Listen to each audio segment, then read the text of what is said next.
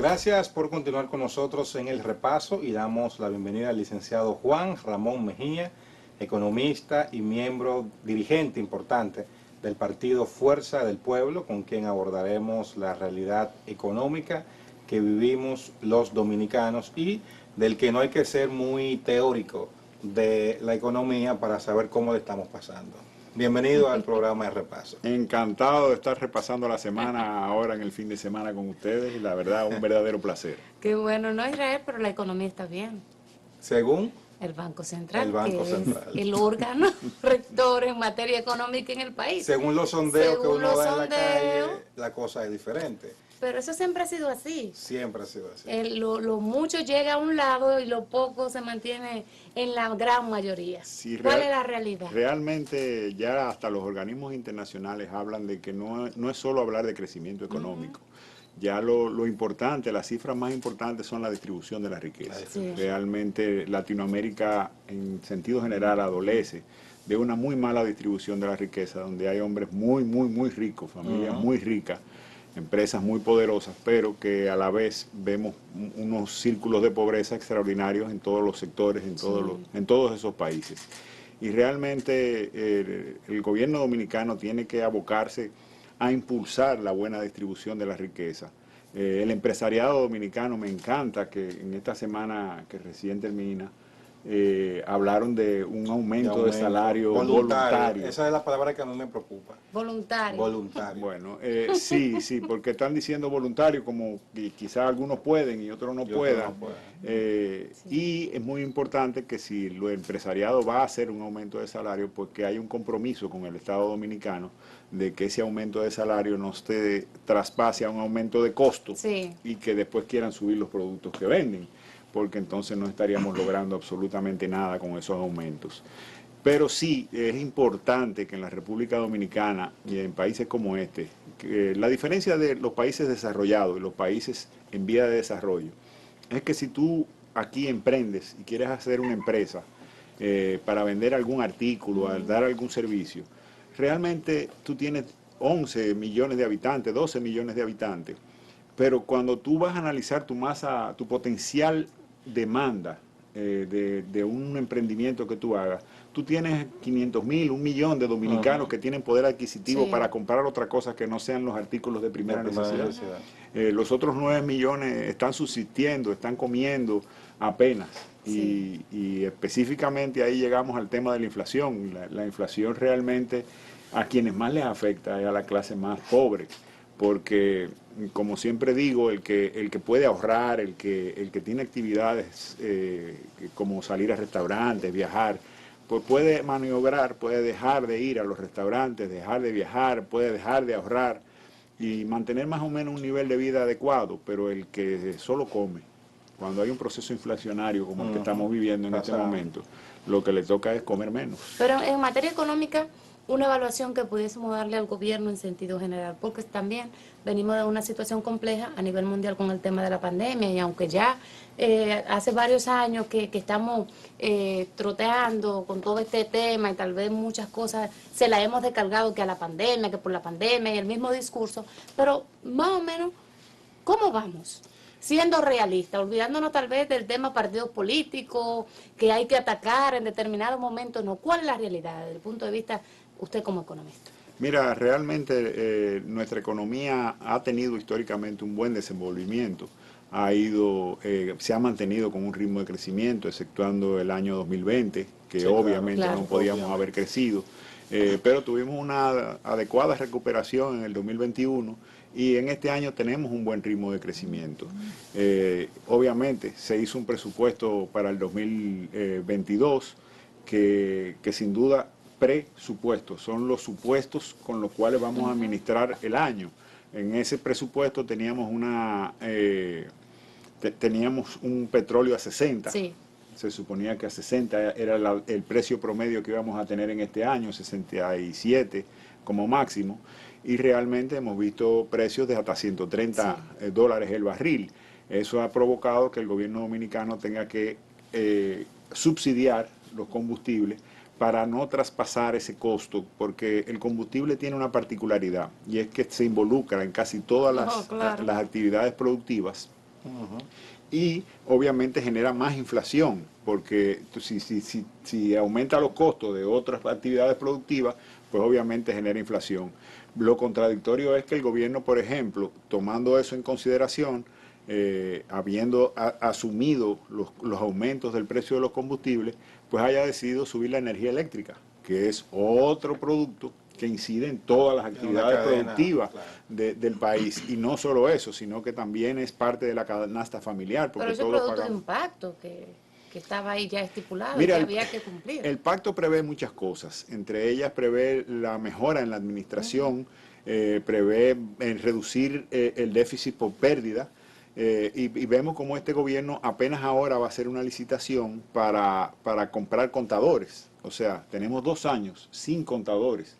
O sea que toda aquella casa que se ha puesto nueva, que se ha conectado nuevo, no ha podido ser suplida por un contador, y el que se le dañó el contador no se le ha puesto un contador nuevo. Eso quiere decir que es un aumento de las pérdidas que se reflejan en los números estadísticos de la EDE.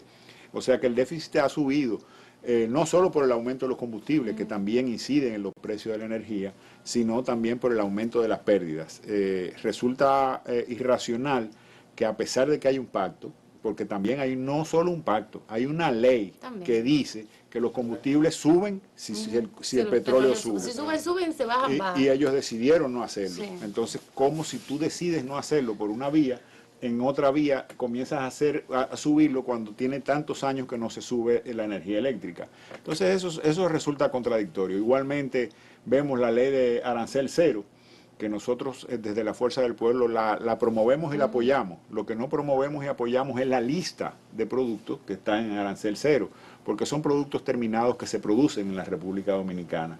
Le hemos dicho en diferentes ruedas de prensa al gobierno dominicano que realmente lo que mandaba era que en esa lista de productos lo que hubiera fuera los insumos que se utilizan para producir esos productos. El maíz, que sirve para alimentar los pollos, la soya, los fertilizantes debieron ser subsidiados, y realmente ya el gobierno nos escuchó y no quiso dar marcha atrás, y lo que hizo fue un plan siembra, y revirtió un poco el tema del arancel cero, y se ha puesto a subsidiar esos productos, y creo que lo está subsidiando con un 10%. Ha mitigado entonces en el campo el impacto de la inflación. Realmente la situación económica tiende un poquito a mejorar por un aspecto, y tenemos unos riesgos por otro lado. ¿Por qué mejora? Bueno, Ucrania llegó a un acuerdo con la ONU y con Rusia, y le están permitiendo exportar todos sus granos. Eso produjo una reducción de los precios de esa materia prima, esos granos que sirven para la producción de pan, para la alimentación de cerdos, alimentación de ganado de leche, de carne, el pollo. Sí.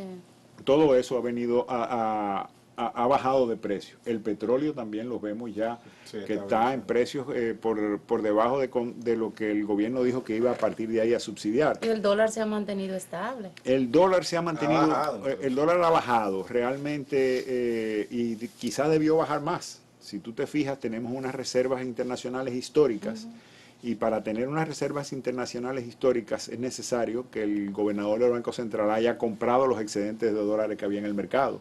Si no lo hubiese comprado, pues obviamente el dólar hubiese bajado aún más. Eso todo tiene su pro y su contra. Yo creo que fue atinada la decisión del gobernador del Banco Central por un lado, y por otro lado fue inflacionario. ¿Por qué? Porque en la medida que el dólar está alto, los productos importados le cuestan más a los dominicanos, tienen que derogar más pesos. Pero en términos de competitividad, cuando acabamos de salir de una pandemia, el gobernador del Banco Central priorizó que nos mantengamos competitivos, no dejó que el dólar baje más, porque nuestro sector turístico depende de que el dólar esté... La relación de divisas. Exacto. Las exportaciones, la zona franca, que ha sido uno de los sectores que los dos principales motores, turismo y zona franca prácticamente. Y la zona franca fue la que más rápido se recuperó. O sea que sin duda fue bueno el hecho de que el dólar no bajara mucho más, pero ya ante los aumentos de tasa de interés que están teniendo todos los bancos centrales del mundo, tratando de desacelerar las economías para frenar la inflación, pues obviamente eso nos va a incidir en nuestra tasa de interés de nuestros préstamos en la República Dominicana. ¿Qué traerá como consecuencia? Una mayor inversión. Sin embargo, si el dólar sigue bajando, necesitaremos menos pesos para pagar esos intereses de los préstamos, y por ahí pudiéramos compensar. O sea que son dos caras de una moneda que tiene dos lados. Favorece por un lado, pero perjudica por otro. Definitivamente gobernar es la administración de intereses. Sí. Tenemos los intereses de los ricos, los intereses de los políticos, los intereses del trabajador, los intereses de la gente muy pobre, y un Estado está llamado a administrar adecuadamente esos intereses, ser el árbitro entre esos intereses, que la clase poderosa no maltrate demasiado a lo más humilde, y viceversa, que lo más humilde pues tampoco se favorezcan demasiado y hagan quebrar a empresas con salarios muy elevados o algo así. Sin duda es eso lo que tiene que hacer el gobierno y tiene que administrar. Pero escuchándole, me parece entonces que las medidas que ha tomado el gobierno, primero han sido atinadas, y segundo, cualquiera persona que estuviera ejerciendo la presidencia de la República iba a tener que tomar esas medidas. No, cualquiera. Quitemos el nombre de Luis Abinader, pongamos... Luis Abinader y PRM. Yo circunstancialmente estoy en un partido político. Exacto. Y estoy ejerciendo la política, pero soy economista. No es como dices, te reitero, la ley de arancel cero fue un error. Que rectificaron entonces con el plan siembra. Pero es un problema que ha venido aconteciendo en el gobierno de Luis Abinader. Él tiene la ventaja, tiene la buena fe de que escucha, sí, y echa para atrás lo que está incorrecto. Lo que pasa es que pasa muy a menudo, y eso nos preocupa, porque entonces se equivoca muy a menudo, sí, y él lo reconoce cuando revierte las medidas. Eso por un lado. Por otro lado, si tú ves la política del Banco Central de aumentar las tasas de interés, que esta semana que recién termina, subió 25 puntos. 8%. Hasta el 8%. Eso estamos hablando de que hace unos 6 meses, 8 meses, tú conseguías un préstamo hipotecario alrededor de un 8%, un préstamo de vehículo alrededor de un 10%, pues hoy no vas a conseguir nada por debajo del 12%. Muy alto. Entonces, si vemos el sector inmobiliario, que es uno de los sectores que más pujantes en el crecimiento del Producto Bruto Interno, vemos que ese sector le ha subido exorbitantemente los costos, que esa gente cerraron, contratos con sus adquirientes en dólares. El dólar ha bajado y los materiales de construcción han subido. Y hay un desincentivo para la compra, y es que el préstamo hipotecario que el pueblo llano va a tomar, cuando pedía la cuota y se la tiraban a un 8%, pues era una cuota quizás razonable, y decidió tomar la decisión de entrar. Pero ahora cuando se la tiren al 12%, pues obviamente podría ser que no le den y que no funcione el negocio que él pensaba que iba a hacer. Sí. Entonces, esas son medidas. Hay otra cosa. El gobierno, por un lado, está con el Banco Central subiendo la tasa de interés. Esa es la receta internacional para reducir la masa circulante y reducir la inflación, frenar la inflación. Está muy bien, muy atinada, pero por otro lado vemos que en la política fiscal ahora el presupuesto complementario que acaban de aprobar tiene un aumento del déficit, o sea, va a aumentar la masa monetaria, y es contradictorio, o sea, una política y otra se contradicen para enfrentar la inflación, y es lo preocupante. O sea, debería haber una mayor coordinación entre las autoridades que manejan la parte del fisco, la parte de la inversión pública, con el Banco Central, de manera que puedan tener una política más congruente, de manera que podamos frenar real y verdaderamente la inflación, que no lo hemos hecho. El tema de los subsidios, el tema aquí, ahora mismo, una gran parte de la población dominicana se le está dando la tarjeta, ¿cómo se llama? Supérate. Exacto. He tenido tantos nombres que nos vamos confundiendo. Exacto. Entonces, ya el gobierno habla de que la mayor parte de la población que no tiene un poder adquisitivo así fácil, cómodo para sobrevivir o vivir, se le va a entregar esa tarjeta, además de bono gas, bono luz, su carnet del seguro también SENASA, todo eso son subsidios. Ya en el presupuesto incluso se habla de que una gran parte del presupuesto se va a ir en esto. Esta parte realmente se necesita que se sigan subsidiando tantas personas? ¿Es necesario que se mantenga esto o hay que revisarlo? Lo digo porque yo siempre he criticado el hecho de que eso nunca se revisa aquí. Y se supone que debe haber un límite de, si yo paso de cierto renglón, yo debo salir de ahí. Pero esto como que no, uno no sabe a quién es que realmente deben de dársele la tarjeta y a quiénes no. Sí, mira, ahí siempre va a haber un elemento político. Y es lo malo de nuestros países. Un clientelismo. Un clientelismo y ese tipo de cosas, pero realmente sí es necesario en este momento, en un momento en que ha aumentado la inflación. Si se quiere, dicen nuestras autoridades que se ha recuperado el nivel de empleo de los 4 millones y pico de personas en empleo. Sin embargo, vemos que la mayoría de la recuperación fue por el sector informal. Sí. El porcentaje del sector informal creció. Y quiere decir que nuestra calidad de los empleos ha bajado. Eso por un lado. Por otro lado, a pesar de que recuperemos el nivel de empleo, nuestra cantidad de desempleados es mayor. ¿Por qué? Porque el crecimiento de la población económicamente activa, entiéndase, de 18 años a 65 años, en la República Dominicana crece muy aceleradamente. Sí. Por dos factores. Factor natalidad. Tenemos familia de 10 personas, familia de 8, de 6, de 5. De 18. De 18, wow. Ya tú sabes. Entonces, eso trae como consecuencia que nuestra población económicamente activa crezca muy rápido. Pero peor aún, si creciéramos nosotros solos y tuviéramos un nivel de crecimiento de los empleos, pues sería razonable, pero nosotros tenemos una inmigración extraordinariamente. No solo los vecinos, nosotros tenemos una cantidad de hermanos venezolanos muy bien preparados y chinos muy bien preparados que están desplazando a muchos dominicanos de los empleos, porque aquí tenemos el complejo de Guacanagarí. Si usted presenta un currículum de un dominicano y otro de un extranjero, y yo no sé por qué nosotros nos decidimos por el extranjero. Obviamente, el mejor empleado del mundo, en el mundo entero, es el inmigrante. El inmigrante no tiene familia, no tiene ninguna otra forma que ponerse a trabajar. El horario que usted quiera, el precio que usted quiera. Entonces, eso es otro factor, porque el salario, el precio del salario, es el precio de los empleados. ¿Y cómo se define un precio? Con la ley de oferta y demanda. Si nosotros tenemos una oferta que va creciendo muy aceleradamente, pues los salarios nunca van a subir, porque siempre habrá quien se quiera emplear por el monto que sea, por la necesidad del empleo. Entonces, por ahí el gobierno tiene que tomar medidas en nuestra frontera, no solo con los haitianos, no me refiero solamente a nuestros hermanos haitianos, me gusta decirlo porque no tengo nada en contra de los haitianos, lo que tengo es que República Dominicana es un país en vías de desarrollo, con unas desigualdades extraordinarias, con un déficit habitacional, con un déficit de escuelas, con un déficit de un sinnúmero de cosas, déficit de empleo, que no tenemos la capacidad de recibir migrantes. O sea que usted no está de acuerdo con lo que dice el ministro de Economía, que las críticas a la migración es porque es un país de racista y anti-haitianos. Yo no soy anti-haitiano, pero anti-él sí.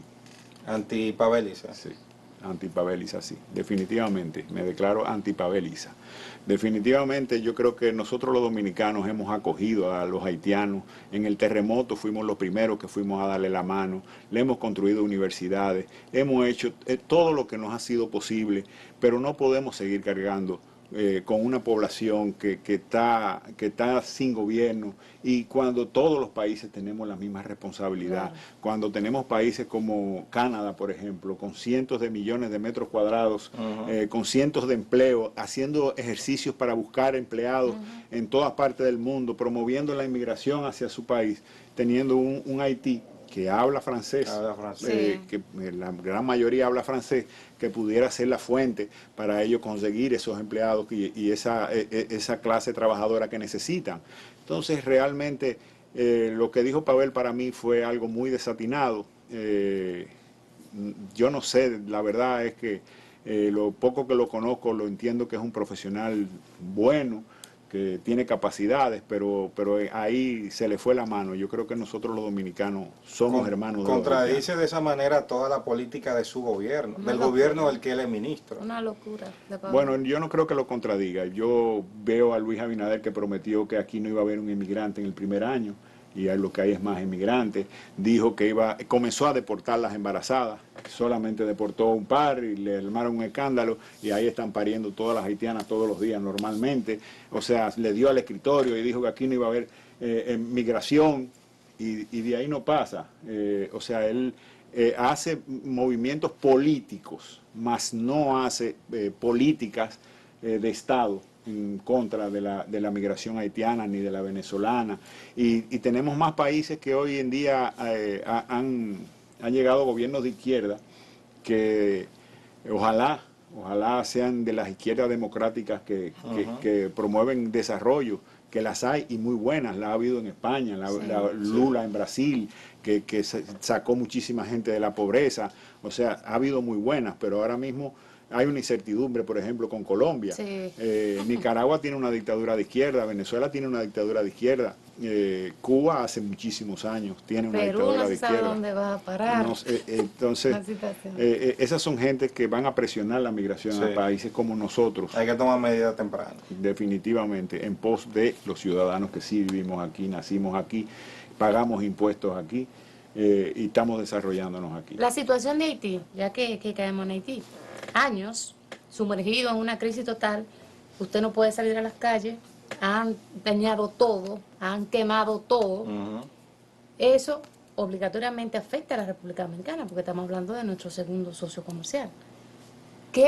¿Cómo usted cree que se va a dar el panorama en los próximos meses? Si Haití sigue, ¿cómo va hasta este momento? Porque no se vislumbra nada bueno para Haití. No hay forma de que ahí se celebren elecciones. Increíblemente es nuestro primer socio comercial. Sí, nuestro primer, exacto, nuestro primer socio comercial, así es, segundo ya de Estados Unidos. Estados Unidos es el segundo. Sí. Es increíble que Haití sea nuestro primer socio comercial, pero obviamente la cercanía, la falta de producción que hay allá versus la producción que nosotros tenemos en la República Dominicana. Y el mismo desorden fitosanitario, que es fácil usted pasar los productos. Exacto, la frontera está prácticamente abierta. Cuando hagan la verja, lo único es que van a poder controlar que el que pase le pague al que le tiene que pagar. El que le abre la puerta. Sí, Ay, pero Dios. van a seguir, o sea, aquí la migración es algo controlable con y sin frontera. Sí. Realmente la República Dominicana, los militares dominicanos apostados en la frontera se han enriquecido con ese tráfico de armas, de drogas, de ciudadanos.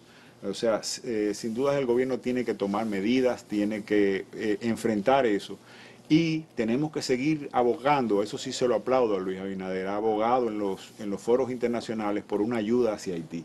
Más que una ayuda hacia República Dominicana, como en otros gobiernos se practicaba, lo que hemos estado es penando por ayuda para Haití, porque nuestros hermanos haitianos, y reitero, hermanos haitianos, contra los que no tengo nada, lo único que es como que tú digas, no tengo comida en mi casa, me voy para tu casa, pero en mi casa la comida da para tres, ¿no? Para precario. Claro. Y yo no estoy obligado a recibirte tampoco en mi casa. Entonces, definitivamente los países desarrollados son los que están llamados a meterle la mano a Haití, a ayudar, a invertir. Yo creo que debemos apostar a que se haga inversión en desarrollo, en producción, que se explote el oro que tiene Haití. Es difícil. Es absolutamente difícil. Bueno, qué interesante escuchar a Juan Ramón Mejía. Interesante la perspectiva que tiene de las políticas públicas que se han estado tomando, las críticas que hace, una crítica que tenemos que es muy constructiva y la visión que tiene de la situación migratoria. Muchísimas gracias por haber estado con nosotros. Ojalá poderle tener también más adelante para tratar ya más, con un poquito más de tiempo, la realidad política de la fuerza del pueblo y las elecciones del 2024. La verdad que ha sido un placer para mí, estoy encantado y a las órdenes, cuando me quieran invitar estaré con gusto con ustedes. Gracias. Fue un verdadero placer. Ustedes quédense con nosotros que todavía queda más contenido.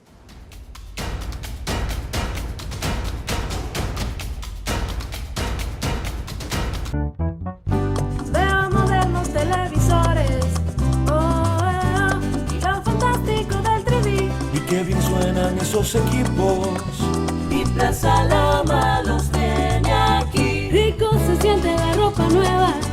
Ay, ay, ay, finos perfumes te encantarán. Y en el gigante supermercado, Todo deleita tu paladar. lo que se ve, lo que se oye, lo que se siente, lo que se huele y lo que se saborea. Todo lo que quieren tus sentidos lo encuentras en la supertienda La Salama.